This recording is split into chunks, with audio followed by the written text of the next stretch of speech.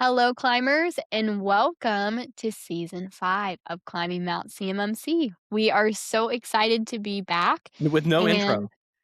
no intro. We're not doing intros anymore. We're not doing it. We're actually too cool for intros. We made that decision at the Yep, end of season 4. We've yep. now decided that we're cooler than intros. What did you say? We transcended. We're transcendent. Yeah, and if you don't like it, we don't want to hear it, Right. So just hum the song to yourself. I'm just kidding. Just kidding. No, we are really excited to be back. We want to talk during this season about practical knowledge of things that are happening, literally like boots on the ground implementation, things that we are seeing this season. We don't Yeah. want to be high level. We don't want to be a newscaster about CMMC news. We want to talk about literally what people are going through as they're implementing this. We thought that would be beneficial to you guys because, I mean, honestly, if we could go back in our journey and starting from the beginning and we had somebody that was literally boots on the ground MSP doing it, we would love to hear that before going through it ourselves. So, we're Very gonna much take so. different aspects. Yeah, You're gonna see us talking to some C3PAOs and how they do it, the boots on the ground of what that looks like, because right. some of you guys might not think about this because all you think about is, having to schedule that really expensive CMMC level 2 assessment with them, but also they have to run and operate like a C3PAO. They have requirements, they have to do things, and it's kind of important also to people that are going to be assessed by them. So we're going to talk about some of those Yeah. things with people that are really A lot going a through lot it. more guests on this season, I think. A lot more guests. Yeah, so Yep. we're gonna have some more practical explanations from some of the guests we had. Yep. Last season, we had a lot of good guests. We were lighter We last were year lighter. or last season than we were Yeah. this season, I think. Yeah. Yeah. This season, we care less about ourselves. We care more about others. And we care less about our theme music. Yeah, that too. Yeah, see, that just proves we're such givers. We're such givers to all of you.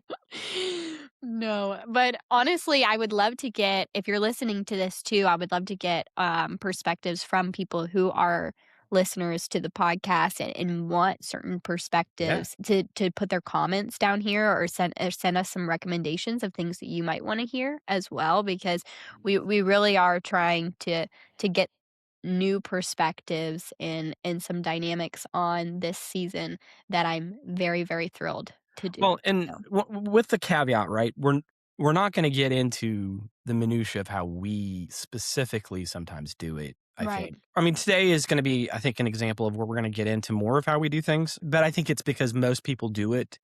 If the people that we've talked to that are really that we look up to, this is how they do it too. Right. And so we're going to share some of those perspectives about the self-assessment process, right? There's certain things that are just more applicable to us as a company, and if we share those, it probably won't necessarily be as relevant or as helpful, but we'll Mhm. try to get in as much detail in a lot of areas as we can this season. Mhm. It's just there's sometimes where we just don't get into all of it because it's just not practical. Right. Exactly. So, speaking of practical, we are going to be talking about self assessments. We've been hearing a lot of discussion about self assessing internally as a company, for contractors, for MSPs, for multiple different types of companies because, if you're not aware of this, in November of last year, the requirement for level 2 and level 1 self-assessments could start showing up in contracts as a requirement. So not necessarily a certification, but rather the self-assessment requirement. And it showed up in SPRS, right? Right. Where you could go in, and we're going to talk about that a little bit as well. You can go in and put the information of your self-assessment in there. So this is very relevant. This is very real of what's going on right now. And I do have this fear that so many people just know the word self assessment and level 2 self assessing, yourself, and they don't really know what it means to do that or how to do it. And I think that's very important when we're all agreeing that we're going to start doing that now and we are attesting to doing that. So I wanted to talk about it on here. I do think that Bobby knows a good deal about this subject because he does it for us Right. and he goes through this on a regular basis with our clients as well. So you have a lot of experience with doing level 2 self-assessing. So let's start off and talk about when you when you're going into a self-assessment, you tell me about this. Are you pulling up the entire NIST 800 171, Rev 2 controls and assessment objectives and going through them one at a time? I know you have your CCA, so you have an assessor side of your brain as well. What is that perspective? Like, how do you open up? How do you get started? Yeah. You you kind of touched on it. You have to do it like you're doing an assessment. Mhm. So what does that mean? So you need to get a good self-assessment document. What does that look like? It needs to be all the way at the objective level. So you need to have an Excel spreadsheet that has all the assessment objectives, all the controls all listed out. So on the left-hand side, you'll have all 320 assessment objectives all listed out, right? Mm. And then you'll have in there met, not met. And then there's some people that if you're fortunate enough, there's some templates you can get online. There's different places that you can find. I don't know if we have any resources that are free, but Yeah, I'm not you sure. can look at some of the data that DCMA, DIBCAC uses from their self-assessment documents that they have and things, and you can start to get an idea of what type of evidence they would want to see.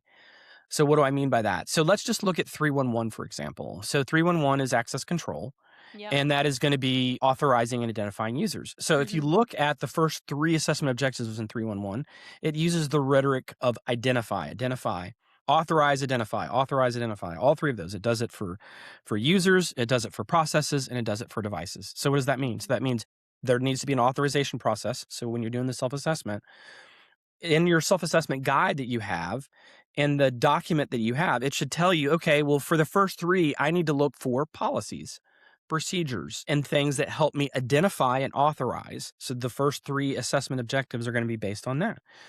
So what would that look like? That would look like a form or some process that they're going to go through to authorize them to give access to the system. It's different for everybody and how they do it, but basically that has to happen.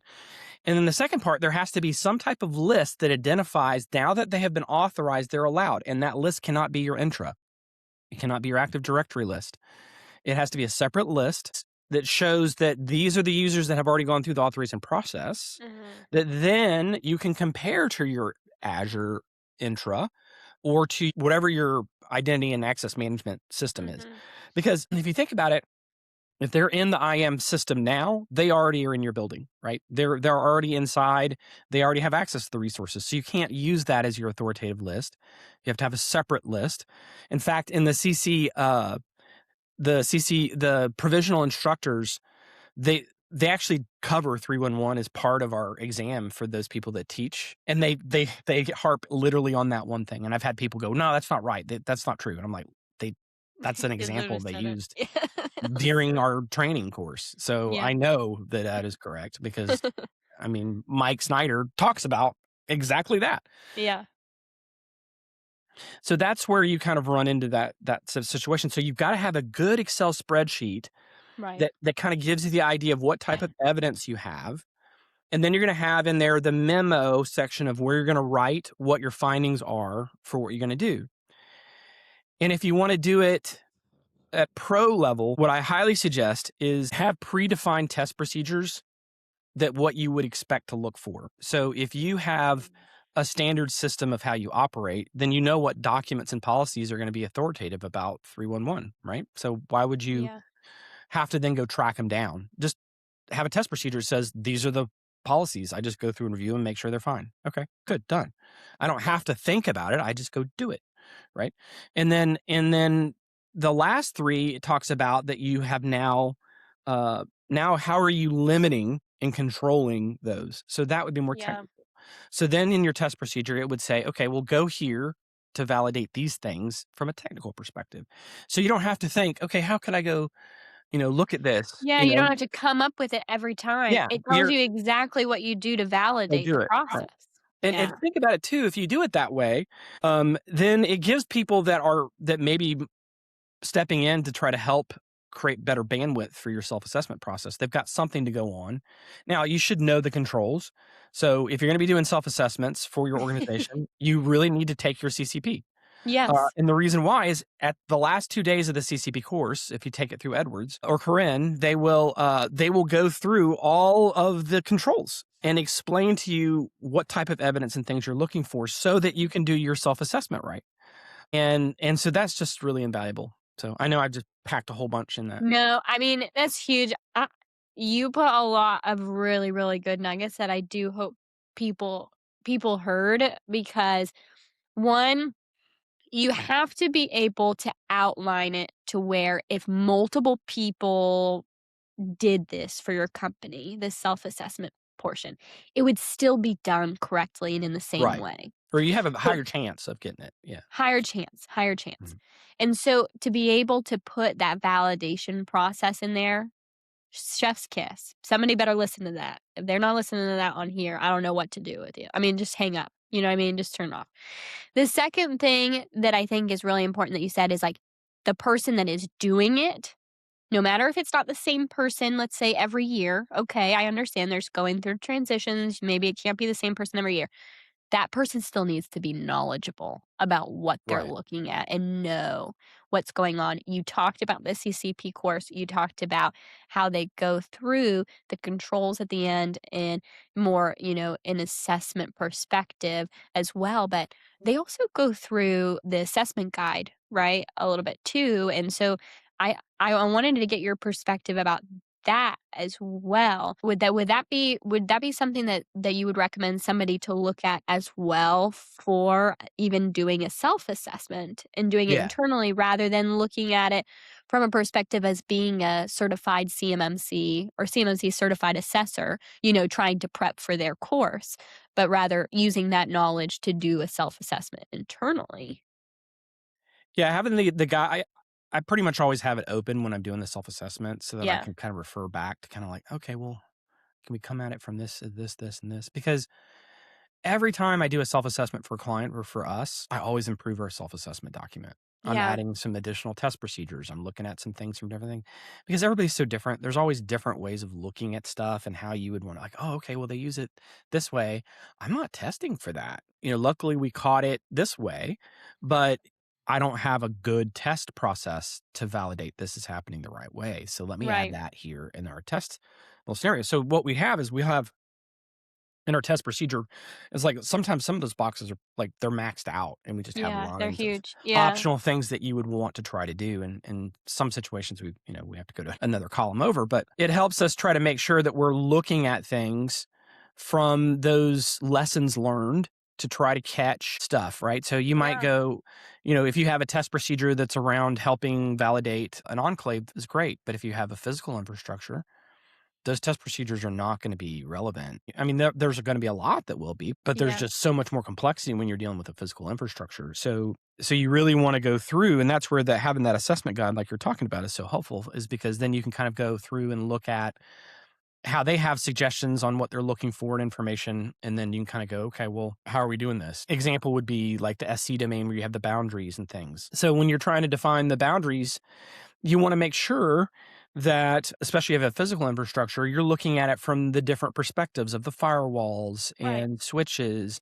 And then when you're doing under AC, where you're trying to look at privilege accounts, are you looking at local accounts on all of the systems? And that's a thing that a lot of times I think people will miss because when you look at privilege functionality, and a lot of times people will just go straight to intra, especially if you have all your machines Intune joined, and they're like, okay, yeah, we're controlling IAM, but they never think about, is there any local accounts on the machines? I've seen plenty of assessors just miss that altogether. And you're like, but we have in Ninja, because we have Ninja now, and we're like, yes. And we have like an automated report that shows us all the local accounts on all Yeah. the systems. So if they Yeah. have 50 systems, like going and running like net local user group would be a nightmare to do, and that's kinda how we had to do it originally, which was, like, freaking Stone Age. Yeah. But now with Ninja, we have a report, and then we have an alert that lets us know if there's any that exist that don't have the nomenclature naming-wise that don't match what we have, so we can Mm. identify pretty quickly any accounts, and then we can get with the client to kinda get those addressed and removed. If the assessor doesn't ask, you're not gonna be like, "Hey, come back here. Let's talk about this. We spent a lot of time on this." And you'll be like, "Okay, fine." But you've gotta be You're like, "I ready. wanna show you that wait, I was so proud Yeah, of I this. was, I really and wanted to we show you sort of how joke cool." about that sometimes because, like, some controls, like, we were, like, ready to go to the mat, and they'll just, like, You worked look so at it and hard go, for him. You're like, "Why didn't he ask about "Yeah," and you're, like, it?" ready for World War III, and they just keep on moving, and you're like, "Okay." Yeah, I do you're also you're speaking kind of in this perspective, but some people that might be listening might not realize this, and when you're looking at the assessment guide, there are perspectives that assessors are going to take and processes that they need to follow. And one of those things is they have to examine and interview and test, right? So there's those perspectives of examining, and there's certain controls, right, that you can test or do things with like what you're Mhm. explaining, and there are some that you would do more of like an interview process and examine the documentation of it, right? So there's things that you can more physically test in person, rather there are things that you can review based upon like documentation or whatnot. I mean, Right, 3.1.1, even the beginning, like you were talking about access control, of the difference between like, the first three assessment objectives versus the last three. right. That's a good example of one that you would be able to make sure that they are identifying, the users, but as well as that the access is correct for those. Right. So, difference between examining the documentation versus testing that And they do. and you've gotta look at when you're looking at those specific controls, there are certain things that you're probably going to have to get technical. Mhm. You're absolutely gonna have to. AU, the CM domains, IA is all over the place. IA is a slog. I mean, when I go through and do a self-assessment for IA, it's usually takes me 10 to 12 hours to go through the AC domain because it's It's just such a beast because it Yeah. connects to so many different things. It speeds up quite a bit after you get out of AC, but that is like a So you quagmire. start fresh off the bat with just the worst one. Yeah, I usually do just because I think it sets the tone for a lot of how things go. The access control is so critical. So Yeah. we go through and we look at it, so we're looking at the RBAC database. We're looking at how it's being identified. We look at the forms. Is the process for the authorization working the right way? Okay, do we have separation of duties? Is that happening? So then I look at the tenant and I go to investigate to see, do we have separation of responsibilities or people in all the accounts that have access to everything? So we go through and double check those types of things. So you go through to look to make sure that the human factor hasn't crept in there to kind of look through that. And all that takes time from the technical and documentation components you've got to go through and look at it. And when you go to do that, it becomes it takes a while to go Mhm. through. And I think for an MSP, and we could probably talk about this a little bit later, like how would you do this at scale? Because if you Wow. if you're spending that much time in the AC and you're going to do that for all your clients, it doesn't take a rocket scientist to realize this ain't going to work. So how could you try to work around that? And there are ways to work on that, but Yeah. that we're trying to work on. I wouldn't say that we necessarily have cracked the Rosetta Stone completely The there on perfect it. answer for you today, yeah. Well, we've talked about, your first perspectives on how to approach it in doing a self-assessment, but what about let's talk about the cadence of it. And I don't want to go into this without bringing up, if you're not aware of this, if you're listening to the podcast and you're not aware of the NIST 800-171 controls and are not familiar with them, there's actually a control Right. that talks about security assessments, right? Right. It's 3.12.1. And so, actually, self assessments are a requirement that is in the control process. So you're already having it on there. So, do you Yeah, want to because if you speak to if you that? look at it, it says, periodically assess the security controls in your organization to determine if the controls are effective in their application. So one of the things that the frequency, that means it's at least once a year, right? That's what they've kind of defined it as. And then the security controls are assessed with the defined frequency to determine if the control. So it's like you have to pick how often you're going to do it. So let's just say you did it once a year and then you got to do it. But that's 312.1. So the control's telling us. But the DFARs also require that you have to affirm. And so, we had the provision, which was 252.204.7019. That provision required organizations to self-assess themselves and load their score into SPRS. There's been a class deviation, and the DoD came out and said, okay, now that we've moved into this new era of CMMC, we don't need 7019 anymore. You just are going to have contracts that are going to require you to either be self-assessed or third-party assessed, and you have to affirm every year. So that's how they're getting you back into SPRS again, is that you're going to have to go through that affirmation. And so there's another tab over in SPRS, and Kaleigh will perhaps maybe work in a screenshot if you're watching it from some type of video perspective. But you have to, you might have a self-assessment requirement for some contracts you've won, and you might have a third-party assessment from some contracts that you've won. And you'll have to go in and affirm that you meet both of those every year. And when you're hitting affirm, what they're saying is you've done 312.1, that you've assessed your organization. And you're going to have to keep that for how long, Kaleigh?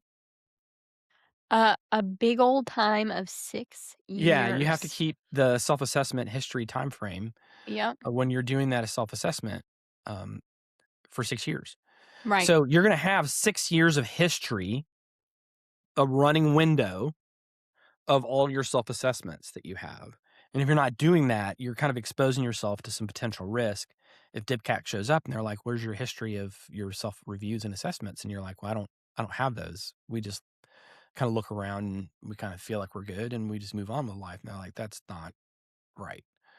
You got to show your homework." So they're going to want to see that. That's huge, and it's I mean, you're saying something that I really do hope that people are getting at. It's like, not only do you have to show your homework, but you have to show your homework for a long time ago, too. Right. Like, if Right. you said that in the past and they ask you about 4 years ago when you attested to that score in SPRS, like, what do you say? "Oh, I was lying then." Right. Oh, just kidding. Like, that's not good. And then the other piece of that, which is just a teeny, teeny bit that I wanted to mention, is Rev 3 that is around the corner. So NIST 800-171 Revision 3, because right now we're on Rev 2. That's what Bobby's speaking about right now that he's looking at, because that's what CMMC, the baseline that we're supposed to be adhering to right now as of this moment is Rev 2. But Rev 3 is coming in strong. Um, they did not get rid of 3.12.1, right? They did not get rid of security assessments, and they actually, added organization-defined frequencies. And so they actually added a little bit more meat on the bones to that. Mm. So if you're wondering if that is to go for the next version, the answer is no. They actually gave you more parameters to go with. So keep that in And then on mind top of too. that, ISACA, we just got an email. I just got an email yesterday from ISACA that said that the training material is going to stay locked in to the old material to the end of the year. And then the new material should be out by at Q4, I think.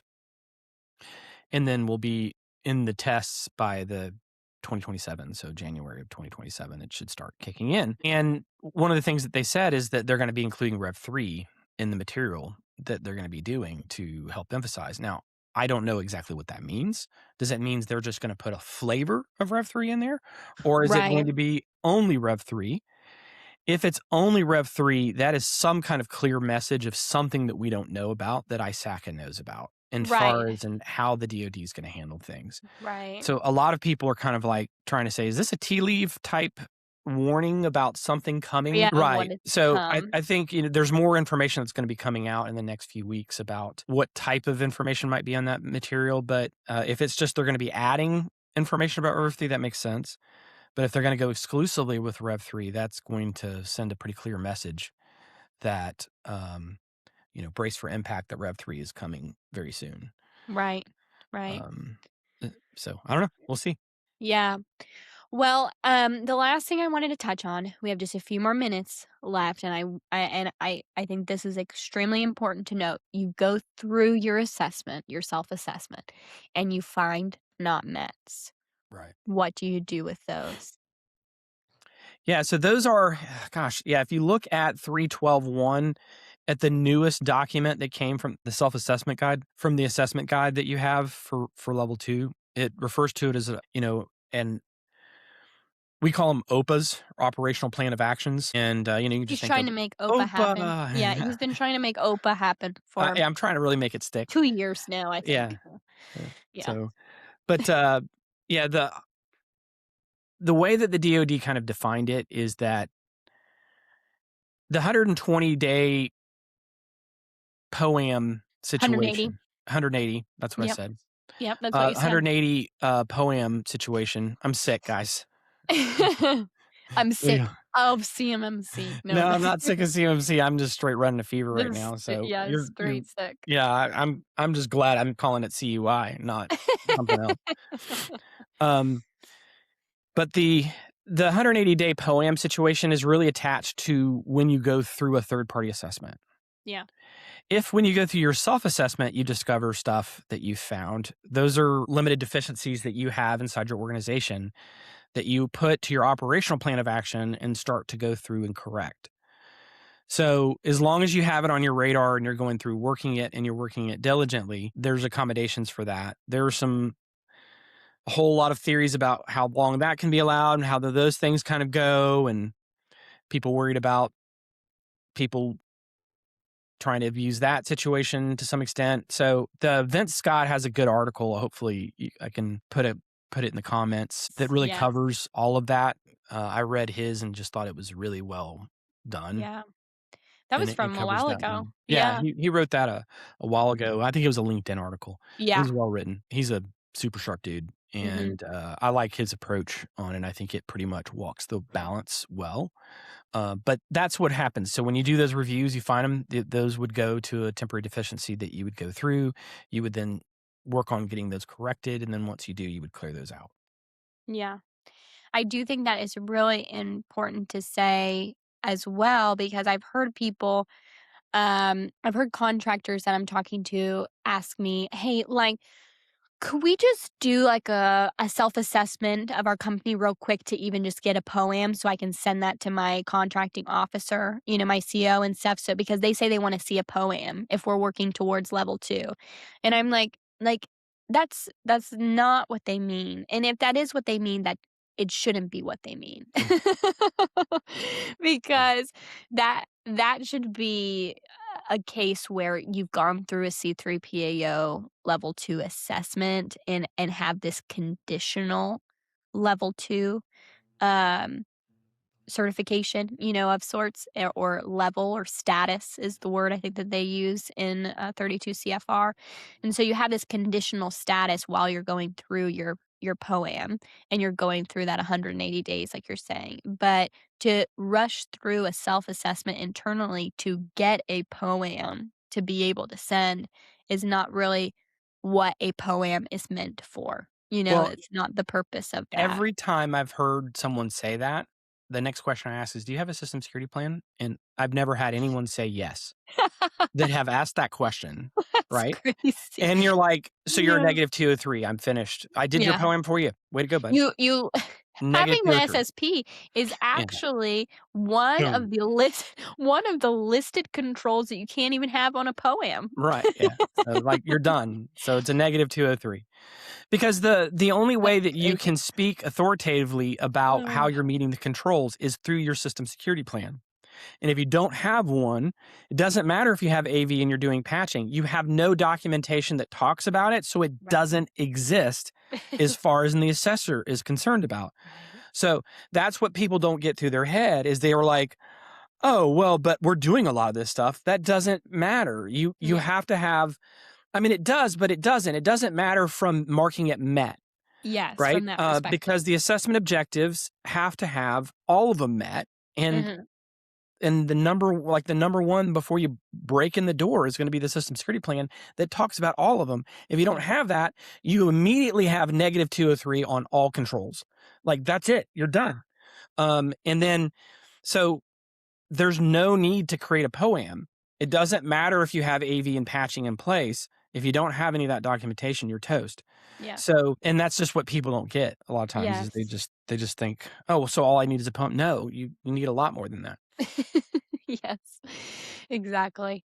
Well, I'm gonna I do want to talk about the scale thing. I think one of the oh, things that's yeah. important is that if you're an MSP and you're trying to think about how am I going to do these self assessments for clients at scale, I think what you would want to do is look at how this is where if you are doing the I'm going to do a few clients and I don't really want to fully commit approach, or if I'm Yeah. all in and I want to do it at scale, this is where Yeah. you kind of your one of the critical areas where your path will diverge. If you just want to dabble with this and handle it with a few clients, then chances are you're everybody that you're supporting is going to be so different that you're just going to have to do the self assessments individually for them, and there's no way that you can do that. But Right. there's no way you're going to be able to dodge that. You're just going to have to Right. do them individually, and that's just how it is. But if you're trying to do it at scale, in other words, you have a templated system and you have things, and you're trying to hit a lot of clients at one time, which is a different approach as an MSP. Then what you would want to think about is how are you reviewing your templated and updated process of pushing that down to your clients? Mm. So if you can break out your controls about how you're doing that from your documentation and management component, the review of how you do it for all of those, a lot of that can be kind of, I wouldn't say inherited down, but if you're looking at how you're doing all those controls and it's Yeah. the same for all those clients, you've effectively reviewed it for all of them, right? Yes. Right. But that won't save you from the technical components because you still Mhm. need to validate each one of them technically. So you're not going to be able to just do it once for all of them because they're all going to have their own sim tool, and just because you check one doesn't mean the other one's right. Exactly. So you're going to still have to do that. But if you write your self-assessment documentation in such a way, it should be much easier for you to be able to determine which of those technical controls, and it should be a much shorter chunk of Yes. those controls that you'll have to do for those clients, but you're still going to have to do them. You're Yes. still going to have to self-assess those technical controls to make sure because Mm. clients drift, man. They're gonna possibly drift unless you have some automation components. They're gonna catch that, but you're not gonna be able to catch all of it. Yeah. So you're gonna have to build in that maturity level of trying to detect that, and that's Yeah. just where it goes with the territory on that. The other piece of that too that you're kind of speaking to, but you didn't say specifically, which is like when you break it out in that way of what is the same and what would be different between the clients, you're talking about you've written the policies or procedures in such a way that you know Mhm. that they are the same, Right, right? And so that's what comes with us talking about scalability right. in CMMC is there is a way that we do things for our clients as their MSP that must stay the same throughout. And we know if we're adapting that thing, let's say it's Ninja One, as a tool, we know that we're adapting that wording in each of our clients each of Right. our clients procedures and policies because we have written it in such a way. But the other piece to it, like what you're saying, the testing portion of it, that application is not the same with each of those individual tenants. You have to still go in and look at it. So Yep. that, I mean, that is so big about scalability. And Right. I really do hope people hear what you're saying about not only that testing process and the self assessment process, but also the writing in the background of the processes, and policies and procedures, for And your that's client. kind of my fear for those people that are just wanting to have the onesie twosie type CMMC client. They're like, once we get them over the Right. hump, it's just gravy. We're making like, no, They're you've got to writing them do. all different Yeah, I mean, when but it's you've gotta still different. continue to review and assess and do those types of things. There's still a tremendous amount of commitment you still have to do even for those few Yeah. clients that Yeah. you've gotta make sure that you are accounting for, that you're doing that. I mean, it's not an impossible lift to do, you can definitely do it, but it still needs to be done. You Right. can't just ignore that because you've just got them over the hump, but then after the next year, they're screwed because you're not reaffirming and making sure they don't drift. And if they get assessed through DibCAC, they're gonna have a problem. That's So exactly right. Yeah, I'm glad you said that. Yeah, honestly, we need to just do a we need to break that out into its own separate episode too, because I think we could go even more in depth than Oh, we for did sure. just then Yeah. about that. Yeah. But yeah, that's a great point. I hope you guys really enjoyed this discussion about self-assessing, and I also hope that you're enjoying the first episode of season 5, and I hope that you will stick around with us for the rest of the season. We have, like I said, a lot of really fun things to come. A lot of great guests that are coming to talk about their perspectives. And also, here's another thing. We're going to be coming to some conferences. We're going to be coming to some conferences coming up like CS5 West. Mhm. We have some cool merch and things that we're bringing with us, and we will have a booth there at the very front of the exhibitor hall, like literally when you're walking in. Free shirts. So if you come up, say, "Hey," we'll give you a free shirt. If I have a picture or a little hint, maybe I might give you a little something something on the screen, possibly. But we're really excited. Please come see us. We're also gonna be doing some webinars coming up, so please stay tuned. Follow our events page on our site as well as follow us on LinkedIn because we'll do posts about it on there. But yeah, we hope you guys enjoyed the very first episode of season 5. Stay tuned next Thursday for another episode. But until then, guys, as always, keep on climbing. See ya.